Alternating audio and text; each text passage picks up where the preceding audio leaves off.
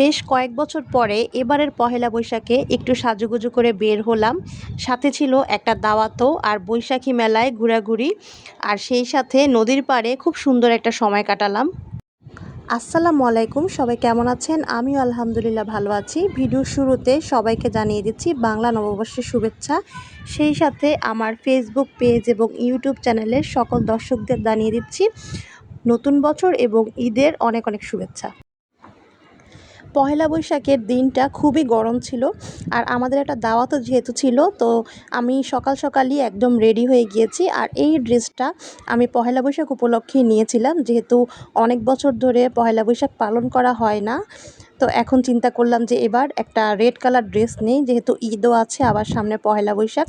আর আমার এই ড্রেসটা আমি নিয়েছি কে ফ্যাশন হাউস থেকে, এবং ড্রেসটা অসম্ভব সুন্দর। যেমন ছবিতে সুন্দর তেমন বাস্তবেও সুন্দর এবং পরেও খুব আরাম।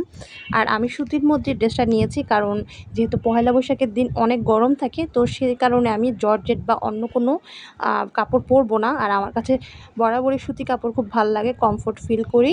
আর এই যে এখন আমি একটু সেজে গুজিয়ে ফটোশ্যুট করছিলাম, আমার বোন আমাকে ভিডিও করে দিচ্ছিল বাসার ছাদে।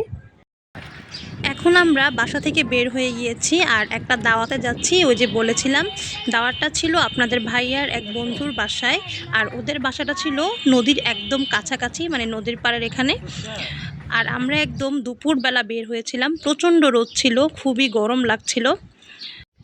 আমরা যখনই ঈদে চাঁদপুরে আসি, ভাইয়া সবসময় আমাদেরকে দাওয়াত করে। আর ভাইয়ার বাসাটা একদম নদীর পাড়ের কাছে। আমরা ভাইয়ার বাসায় যখনই যাই সাথে নদীর পাড়েও ঘুরতে যাই, এবং পরিবেশটা খুব সুন্দর। ভাইয়ার বাসায় দুপুরের খাবার দাবার খেয়ে একটু রেস্ট নিয়ে এখন আমরা চলে এসেছি নদীর পাড়ে ঘুরতে।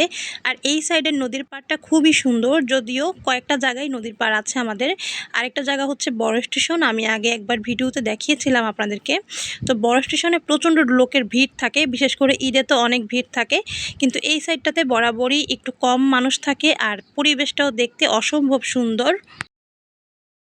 এই জায়গাটার নাম হচ্ছে রণগোয়াল, চাঁদপুর পুরানবাজার রণগোয়াল।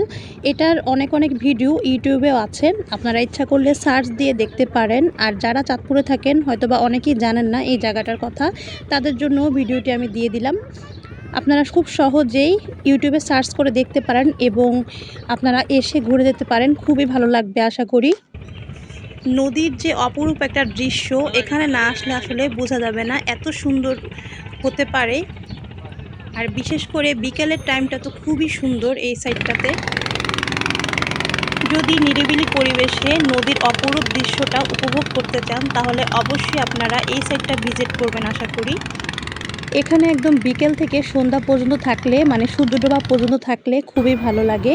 আমাদের হাতে যেহেতু একটু কম সময় ছিল, আমরা কতক্ষণ ঘুরে বের হয়ে গিয়েছি। আর এখন অটোতে উঠে গিয়েছি, এখন যাচ্ছি বৈশাখী মেলায়, যেটা চাঁদপুরে 1 মাস ব্যাপী হচ্ছে। আর সেই মেলায় আজকে আমার বোনেরও গান আছে, সাথে মেলায়ও ঘোরাঘুরি করব।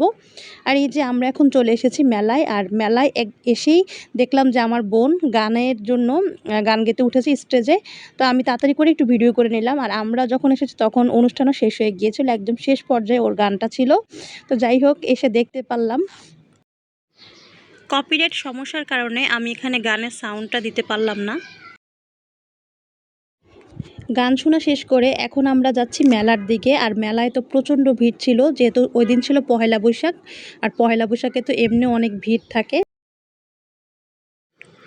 মেলাতে বিভিন্ন ধরনের স্টল ছিল, আর অনেক বছর পরে আমাদের চাঁদপুরে এরকম বৈশাখী মেলার আয়োজন করা হয়েছিল, যেহেতু গত বছরগুলোতে রোজা ছিল। আর এই কারণে এবার পহেলা বৈশাখটা অনেক সুন্দর করে পালন করা হচ্ছে। আর সব জায়গায় মেলা হচ্ছে অবশ্য। আমরা সবগুলো স্টল ঘুরে ঘুরে দেখছিলাম। আর আমাদের ঘোরাঘুরি শেষ, এখন আমরা চলে যাচ্ছি বাসায়। আর প্রায় সন্ধ্যা হয়ে এসেছে। আজকের দিনটা সব মিলিয়ে খুবই ভালো কাটলো, অনেক এনজয় করলাম সবার সাথে, যদিও খুব গরম ছিল। ভিডিওটি এখানেই শেষ করে দিলাম। আর আমার আজকের ভিডিওটি কেমন লেগেছে অবশ্যই কমেন্ট করে জানাবেন। ভালো লাগলে লাইক, কমেন্ট, শেয়ার দিয়ে পাশে থাকবেন। আর সবাইকে আবারও জানিয়ে দিচ্ছি নতুন বছরের অনেক অনেক শুভেচ্ছা। সবাই ভালো থাকবেন। আল্লাহ হাফেজ।